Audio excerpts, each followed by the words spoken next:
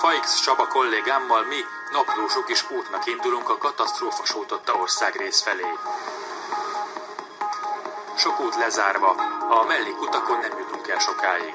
Egy ilyen 4 kerék meghajtású terepjáróval indultunk el Budapestről. 2 óra alatt Tarjánig jutottunk el, de aztán nincs tovább, mert itt már olyan nagy a hó, hogy ezt még ez az autó sem bírja. Egyelőre itt rekedtünk.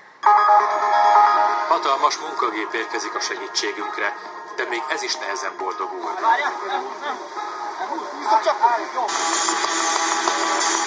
Valahogy úgy, hogy ne álljatok keresztbe legalább, Úgy elakadunk. Órákig lapátolunk, küzdünk, de fel kell adnunk. Be kell látnunk, hogy a hó nyert.